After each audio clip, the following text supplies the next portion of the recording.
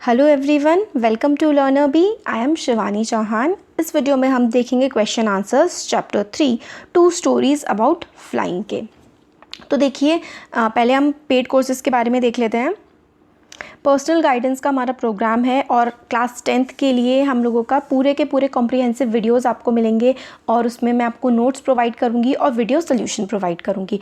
तो देखिए, इसमें जो आपका रहेगा 3 मंथ्स के लिए मैं आपको 5000 रुपीज़ में जो है पूरा का पूरा आपका कवरेज, जो भी आपके डाउट्स होंगे वो आप क्लियर कर सकते हैं। मैं इसमें आपको नोट्स प्रोवाइड करूंगी और पर्सनलाइज वीडियो सारे सब्जेक्ट्स के लिए, इंग्लिश, मैथ्स, साइंस, एसएसटी और थोड़ा बहुत I can handle Hindi also. अगर आप लोगों को डाउट्स हैं तो वो भी आप क्लियर कर सकते हैं। और अगर आप लोग चाहते हैं इस प्रोग्राम को ज्वाइन करना तो यहाँ पर ये नंबर गिवन है व्हाट्सएप का, इस नंबर पे कांटेक्ट करके आप इसकी जो पेमेंट डिटेल्स हैं उसके बारे में इन्फॉर्मेशन ले सकते हैं। आप लोगों के लिए ये कोर्स बहुत बेनिफिशियल होगा क्योंकि हम इसमें आपको नोट्स भी प्रोवाइड करेंगे और पर्सनलाइज वीडियो सोल्यूशन, और जिस भी टाइम आपको डाउट होगा उसी टाइम आपका डाउट जो है वो रिजॉल्व किया जाएगा। तो चाहें तो आप इसको ज्वाइन कर सकते हैं और बाकी फर्दर इन्फॉर्मेशन के लिए आप इस नंबर पर व्हाट्सएप पे मैसेज करके कॉन्टैक्ट कर सकते हैं। तो देखिए, पहला क्वेश्चन है, क्वेश्चन नंबर 1 है, why was the young seagull afraid to fly? Do you think all young birds are afraid to make their first flight और are some birds more timid than others? Do you think a human baby also find it a challenge to take its first steps? तो देखिए, young seagull जो है एक bird होती है जो कि सी के पास रहती है, समुद्र वाले रीजन के पानी के पास रहती है। तो जो ये स्टोरी थी, यंग सीगल जो है वो डरता था फ्लाई करने से, वो एफ्रेड था, डर रहा था अपनी फर्स्ट फ्लाइट के लिए। तो आपको क्या लगता है कि बर्ड्स मोर टिमिड होती है, मतलब डरती टाइप की हैं बाकी सारे एनिमल्स से, या फिर आपको ये लगता है कि जो ह्यूमन बेबी है, जो छोटा बच्चा है, वो भी जब अपना फर्स्ट स्टेप चलता है तब उसको भी चैलेंज फील होता होगा, डर लगता होगा? तो देखिए, इसका आंसर है young seagull was afraid to fly because it was its first flight. तो यंग सीगल क्यों डरा हुआ था फ्लाई करने से, उड़ने से? क्योंकि वो उसकी पहली फ्लाइट थी, वो पहली बार उड़ान करने वाला था। It is a well known fact that doing something for the first time is challenging. तो ये मतलब फैक्ट है, सबको पता है कि पहली बार जब हम कोई काम करते हैं तो वो हमें काफ़ी चैलेंजिंग लगता है। Therefore all young birds must be afraid to make their first flight. तो पहली बार कोई जो काम करते हैं वो काफ़ी चैलेंजिंग लगता है, इसलिए सारी की सारी बर्ड्स जो हैं वो पहली जब अपनी फर्स्ट फ्लाइट लेती हैं तो अफ्रेड होती होंगी, डरी हुई होती होंगी। सिमिलरली जो ह्यूमन बेबी होता है, शायद उसको भी जो है डर ज़रूर लगता होगा जब वो अपना पहला कदम बढ़ाता होगा। नेक्स्ट क्वेश्चन है, the sight of the food maddened him, what does this suggest? What compelled the young seagull to finally fly? तो जो खाने का था, मतलब जैसे उसने सीगल ने खाना देखा तो एकदम से मैड हो गया, पागल सा हो गया, इससे उसको कंपल मिला, मतलब कि अब जो है खाने को लेने के लिए वो दौड़ा और इसकी हेल्प से वो उड़ गया। तो देखिए, the young seagull was very hungry. तो वो क्यों पागल हुआ था खाने को देख के? क्योंकि वो काफ़ी भूखा था। It was this hunger that ultimately compelled it to fly, और इस भूख की वजह से ही वो जो है उड़ पाया था। Its hunger only intensified when it saw its mother steering a piece of fish that lay at her feet. तो उसकी हंगर और भी ज़्यादा बढ़ गई, भूख और भी ज़्यादा बढ़ गई ये देख के, जब उसकी माँ के पैर के पास जो है फ़िश का पीस था एक। इट क्राइड टू हर, और जो सीगल है उसने अपनी माँ को आवाज़ लगाई, begging her to get some food, और गिड़गिड़ा रहा था माँ के सामने कि भाई थोड़ा सा खाना दे दो। When its mother came towards it with food in her beak, it screamed with joy and anticipation. फिर जब उनकी मदर, सीगल की मदर जो है उसके पास आई अपने पंजे में जो खाना दबा था उसको लेकर के, तो वो स्क्रीम, मतलब एकदम से खुशी से चिल्लाया और बहुत ही उसे खुशी हुई। हाउएवर शी स्टॉप्ड मिडवे, मगर उनकी माँ बीच में ही रुक गई। It wandered why she did not come nearer, और सीगल सोच रहा था कि माँ मेरे पास क्यों नहीं आ रही हैं। Not being able to resist or control its hunger any longer, it dived at the food in its mother beak. तो मदर की जो बीक में, चोंच में जो खाना था, मदर उसके पास आनी नहीं थी, तो यंग सीगल जो उड़ नहीं पा रहा था, डर रहा था, वो उसने डाइव किया एकदम से लपका खाने को लेने के लिए। At that moment his hunger overpowered his fear of great expanse of sea.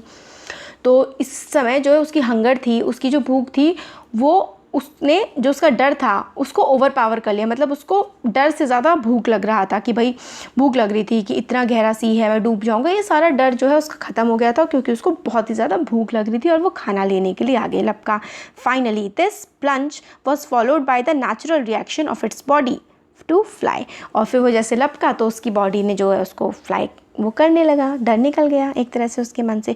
तो देखिए इस क्वेश्चन में ना ऑलमोस्ट हमने पूरी स्टोरी को ही समझ लिया है कि वो डर रहा था, फिर उसकी माँ खाना लेके आई, फिर फाइनली जो है उसने फ्लाई कर लिया। तो क्वेश्चन के थ्रू ही हमारा जो है एक्सप्लेनेशन हो जाता है। फिर कुछ बच्चे बोलते हैं कि थोड़ा बड़ा हो जाता है आंसर, तो देखिए बड़ा हो जाता है ना आंसर तो उसको आपको समझने में और हेल्प मिलती है, फिर आप अपनी लैंग्वेज में लिख लीजिए। क्वेश्चन नंबर 3 है, दे वर beckoning to him, calling shrilly. Why did the seagull's father and mother threaten him and conjure him to fly? तो उसको मतलब धमका रहे थे कि वो डरपोक बोल रहे थे, तो और मतलब क्यों सीगुल के मदर और फादर उसको एकदम से हड़का टाइप कर रही थी कि भाई तुम्हें उड़ना चाहिए। तो देखिए इसका आंसर है young seagull was afraid to fly. तो यंग सीगुल जो था वो काफ़ी डर रहा था उड़ने से। Even when it saw its brothers and sisters flying, जबकि उसने अपने ब्रदर और सिस्टर को उड़ते हुए देख लिया था। And its parents helping and teaching them, और उसके पेरेंट्स जो हैं सीगल के पेरेंट्स वो उसके भाई बहनों को टीच कर रहे थे कैसे उन्हें उड़ना है। It could not gather enough courage to make that first flight, मगर जो सीगुल था जिसके बारे में स्टोरी है उसको इतनी हिम्मत नहीं हो रही थी कि वो अपनी फर्स्ट फ्लाइट ले पाए, उड़ान भर पाए। That is why its father and mother were calling it shrilly and scolding it, इसलिए उसके माता पिता उसे गुस्सा कर रहे थे, उसको बोल रहे थे कि क्यों डर रहा है, इस तरीके की बातें बोल रहे थे। दे थ्रेटन्ड, उन्होंने धमकाया, to let it starve on its edge on its ledge if it did not fly, फिर उन्होंने कहा कि हम तुम्हें खाना ही नहीं देंगे, स्टाफ भूखे मर जाओ तुम, मगर तुम्हें उड़ोगे नहीं तो तुम्हें खाना नहीं मिलेगा। They did so because they wanted it to leave its risk leave its fear behind and learn to fly, और माता पिता उसके मम्मी पापा इसलिए कर रहे थे ताकि वो उड़ना सीख पाए अपना डर पीछे छोड़ के। फिर नेक्स्ट है जो नेक्स्ट पार्ट वाला है हमारा, इसका पहले जो है हमारा सीगल के बारे में है, फिर वो एरोप्लेन के बारे में है। फिर इसका क्वेश्चन है, I will take the risk, what is the risk, why does the narrator take it. तो वो कहता है कि मैं ये रिस्क लूँगा, तो वो रिस्क क्या था और नरेटर वो रिस्क क्यों ले रहे थे। तो देखिए इसका आंसर हो जाएगा, the risk was to fly through the black storm cloud. तो रिस्क क्या था कि वो जो एरोप्लेन था ऑथर का नरेटर का वो बहुत ही तूफान में फंस गया था, तो उन्होंने डिसाइड किया कि नहीं वो उसमें से उड़ के जाएंगे। Narrator took the risk because he wanted to reach Paris to celebrate Christmas with his family. तो वो रिस्क इसलिए लेना चाहते थे क्योंकि वो अपनी फैमिली के पास पहुंचना चाहते थे ताकि वो क्रिसमस सेलिब्रेट कर पाएँ। नेक्स्ट है, describe narrator's experience as he flew the aeroplane into the storm. तो नरेटर की जो एक्सपीरियंस बताना है जब वो तूफ़ान में से अपना एरोप्लेन को चला रहे थे। स्टॉर्म का मतलब तूफ़ान। आंसर है इसका, as he flew into the storm, जैसे वो स्टॉर्म में से तूफ़ान में से उसको अपने प्लेन को चला रहे थे, एवरीथिंग वेंट ब्लैक, सब कुछ काला हो गया। It was impossible to see anything outside the plane, और बिल्कुल नामुमकिन सा हो रहा था कुछ भी प्लेन के बाहर देख पाना। It jumped and twisted in the air, और वो मतलब जंप किया उनका प्लेन और ट्विस्ट हो गया, घूम गया हवा में। When he looked at his compass he saw that it was turning round and round. फिर जब उन्होंने अपने तूफान के टाइम पे अपने कंपास की तरफ देखा तो कंपास तो डायरेक्शन बताता है, मगर अभी क्या हो रहा था, कंपास बिल्कुल गोल गोल गोल गोल घूमे जा रहा था, कोई डायरेक्शन नहीं बता पा रहा था और वो मतलब ख़राब हो चुका था। It was dead. Along with it the other instrument including radio were also dead. तो बाकी इंस्ट्रूमेंट इंक्लूडिंग रेडियो वो भी ख़राब हो गया था। Suddenly he saw another plane, फिर एकदम से उन्हें दूसरा प्लेन दिखा। Its pilot waved at him asking him to follow. फिर उसका जो पायलट था उसने हाथ दिखाया उस एरोप्लेन का और कहा कि मुझे फॉलो करो। He was glad to find a helper. तो नरेटर को बड़ी खुशी हुई कि भाई कोई हेल्पर मिल गया, मदद करने वाला मिल गया है। He was using his last fuel tank and there was only enough fuel to fly 5 or 10 miles। फिर वो अपना जो है कई सारे फ्यूल टैंक्स होते हैं प्लेन में, तो जो नरेटर है वो अपना लास्ट फ्यूल टैंक जो है उसके पास बचा हुआ था और इतना था कि सिर्फ वो 5-10 मिनट ही फ्लाई कर पाएगा। Then the other pilot started to go down and he followed. फिर इतने जब उसका बहुत फ्यूल कम बचा था तो पायलट जो है वो नीचे की तरफ जाने लगा दूसरे प्लेन का, और ये जो नरेटर है ये भी नीचे की तरफ जाने लगे। He suddenly come out of the clouds and saw the runway on which he then landed his plane safely. फिर वो उसको फॉलो करते करते दूसरे प्लेन को नीचे रनवे होता है जहाँ रास्ता जहाँ पे प्लेन लैंड करता है आके, और वो नीचे लैंड कर लिया उन्होंने बिल्कुल सेफली। नेक्स्ट क्वेश्चन है why does the narrator say I landed and I was not sorry to walk away from the old Dakota. तो नरेटर ने ऐसा क्यों कहा कि ओल्ड डकोटा से मुझे उतरते हुए मतलब दुख नहीं हुआ जब मैं लैंड कर गया। क्यों कहा उन्होंने ऐसा? तो देखिए इसका आंसर है he was delighted to land safely out of dark stormy clouds. तो वो बहुत खुश थे कि इतना भयंकर तूफान से वो बाहर निकल आए हैं। Therefore he was not sorry to walk away from his plane. तो उन्हें कोई दुख नहीं हो रहा था अपने प्लेन से दूर जाने में। He felt bad when he was not able to thank his guide. फिर उन्हें थोड़ा सा बुरा लगा कि भाई जिस इंसान की वजह से मैं बाहर आया तूफान में से, मुझे थैंक यू भी बोलने को मिला वो। His mentor who saved him from frightening situations, but he was so happy after landing that he didn't feel sorry for not being able to thank the guide pilot। फिर मतलब उसको खुशी हो रही थी कि भाई उतर गया और बच गया मैं, इसलिए मतलब थोड़ा उसको सॉरी कम फील हो रहा था कि भाई मैं थैंक यू नहीं बोल पाया, उसे खुशी ज़्यादा हो रही थी कि ज़िंदा बच गया मैं। पता है देखिए पूरे का पूरा चैप्टर एक्सप्लेन हो जाता है क्वेश्चन आंसर्स के थ्रू। अब देखिए अब आगे क्या होता है इसमें। क्वेश्चन नंबर 4 है what made the women in the control centre look at the narrator strangely मतलब होता है अजीब तरह से। तो वुमेन जो थी कंट्रोल सेंटर में वो नरेटर की तरफ अजीब तरह से क्यों देख रही थी? तो देखिए इसका आंसर है the women in the control room was surprise. वो एकदम से सरप्राइज हो गई थी जब नरेटर ने कहा कि पूछा दूसरे एरोप्लेन के बारे में और उसके पायलट के बारे में। तो she said that there was no aeroplane seen on the radar. तो उन्होंने कहा कि आपके एरोप्लेन के अलावा तो कोई और दूसरा एरोप्लेन हमें रडार पे दिख ही नहीं रहा था, आपका अकेला एरोप्लेन था। तो नरेटर सोच लगा कि भाई वो कौन था जिसने मुझे गाइड किया।